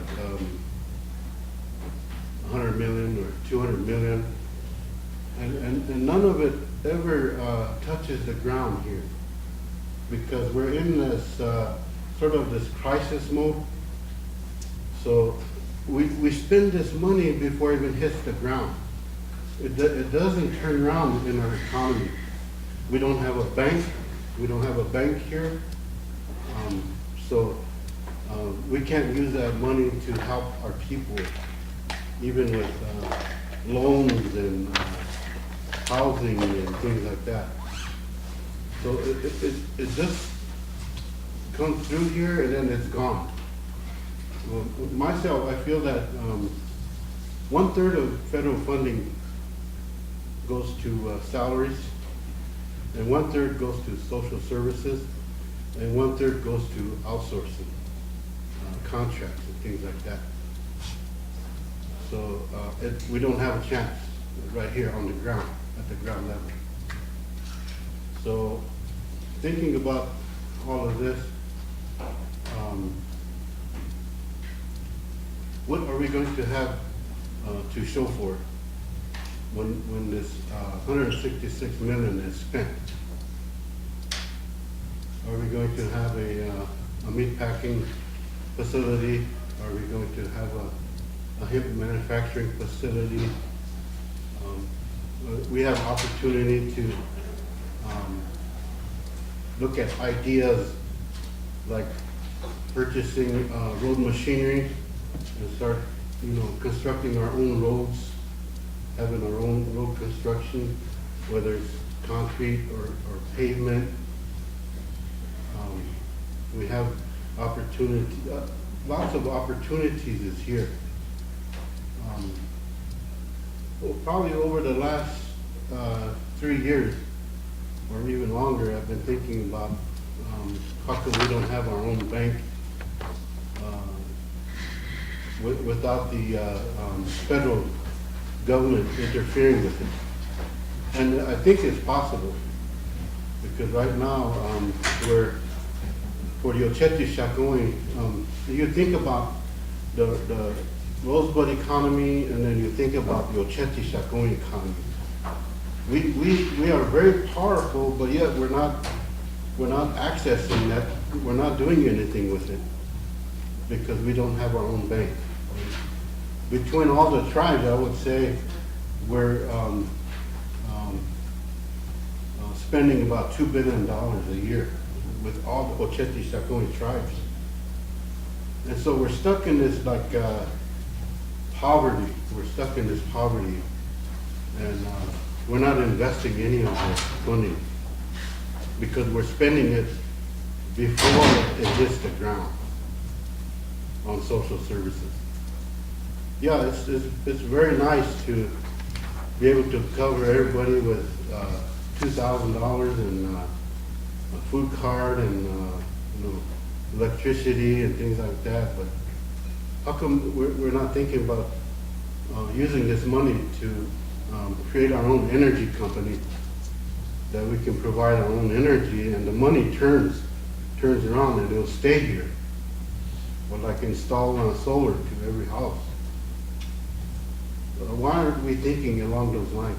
And I had to say something today, because I haven't said anything yet, and I'm very concerned that we're going to have 166 million just fly by without even hitting the ground. So I want to say that much, and thank you for listening to me. Salamat. Thanks a lot. Any more on that? Any more community business? If not, we'll move on. Oh, go ahead, Steve. Yeah, one more thing is, the wood school from what I gather was closed, and community members or the community in their last meeting are opposed to its closing. They also want to know if the tribe could help them to keep the school open.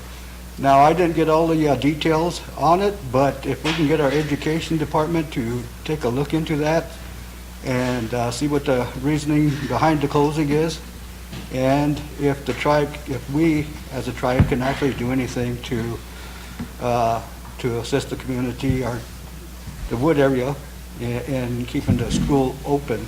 Now, as of right now, I'm not sure, but they were saying they were going to be transporting kids back and forth from Clone to the wood area. So that's where it stands, and if you can have someone take a look into it, maybe the education department, and because the community is looking for assistance in trying to keep it open. Thank you. Sure. Thank you. You know, as far as the youth center goes, I don't understand why this is the only ARPA project that is being targeted, and I think it's really unfortunate that this is the only one that's being targeted. I hope that all the other line items that we have for the ARPA funding gets taken back to the communities for consideration as well. It's frustrating because when we built any other program here in Rosebud, nobody said, oh, we don't have a DPP in my community, so we can't have it. We don't have a child care in my community. There's no tech row in my community. How's that going to service us? You know, nobody says that about these things for adults. But when it comes to kids and something wanting to start and being a seed project that could grow, then everybody is after it, or they don't want it to succeed. And our youth really need this, and it shouldn't even be a matter of having to debate. We should really be supporting it. And right now, everybody sees dollar signs. And I see dollar signs, and I see an opportunity with that to help our youth who really need it. I know there was a comment made saying, oh, well, let's get gyms in every community. But this youth center, it's not going to be a gym. It's not going to be just for athletics. It has a cultural aspect, a job training aspect, a place for academia, a place for art, and athletics. So it's going to have and encompass all of those things, and mental health, and a big impact on mental health support. So I know that somebody is going around to communities and, you know, giving them this resolution to put the individual money back to the communities, and If that's what the youth want, then fine. But if that's what adults want, then there's responsibility that's gonna come with that and upkeeping them. We have to think about where our money is gonna continue to come from to support those 20 facilities or however many facilities that comes of it. And if the way that they prepare that, I mean, if maybe they should just submit ARPA proposals for additional support for their community rather than take from this facility that has already been approved by this council. So I think it's important to listen to the kids, and we have a motion on the floor to direct the Economic Development Committee to take a survey to all the schools to get feedback from the youth. And when we didn't vote on it. Tired. Anyway, we need to vote on the motion to. We need a question. We need a question. I think we're going to vote on the motion to take it back to the youth, economic development, and have a survey done to see what the youth think about a youth complex. So, About the survey? it is about the survey. Okay, go ahead. On this survey, is it going to say this, asking them if they want this facility or one in their community each?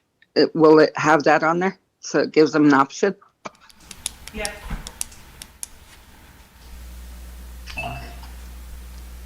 Any more discussion? If not, we'll call for the question. Micah, all in favor? 1, 2, 3, 4, 5, 6. Eileen? Yes. 7. Bill?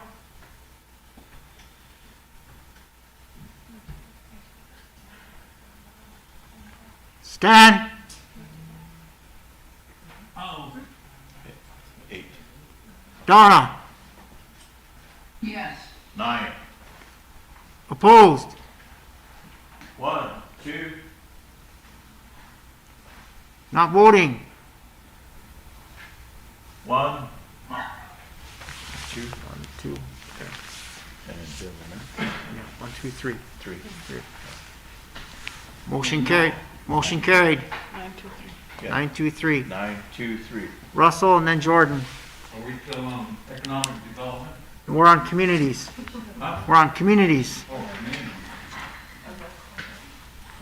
If they're gonna take on that responsibility of doing the survey, shouldn't education department be involved in all this? I would think so. I think Huh? I would think so. I'll ask the education department if they can work And with all it's doing is gathering Yeah. survey Yeah, data. right. But, okay, but I have a comment on economic development when we get Okay. to it. Thank you. Okay. Jordan. Thank you. I have a youth that wants to call in, is that possible, or do you guys want to hear that right now, or should we wait? I think we'll have opportunity to Okay. survey. Let's Okay. move on. There's no more community business. Let's move on.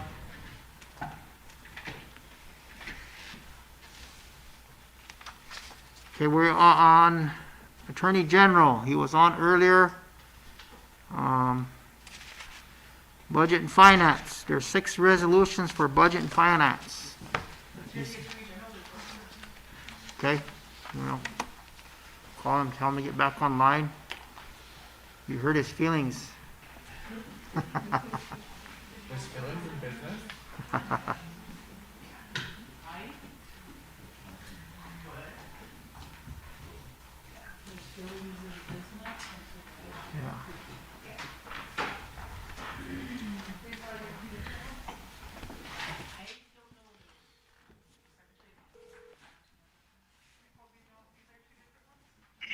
Yes, sir. Hey Lloyd, they want you to get back online. They're ready for your report, if you have one. I just emailed it out a couple days ago. Yeah, I'll get online. Give me a minute. Okay? Thank you, sir. Yep.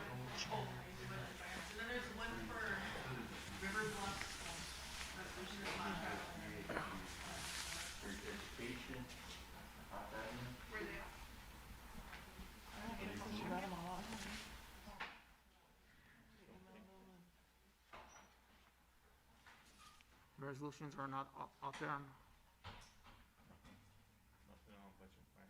Nothing, okay.